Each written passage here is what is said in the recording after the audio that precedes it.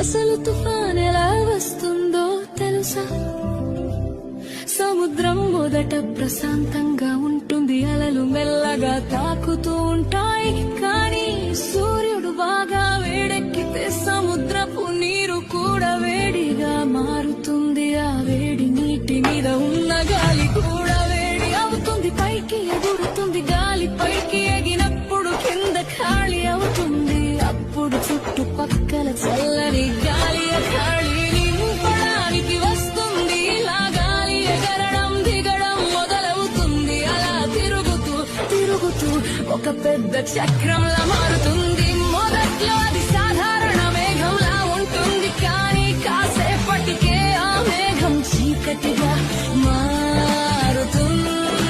మేఘాల మధ్య మెరుపులు మెరుస్తాయి, గాలి గర్జిస్తుంది.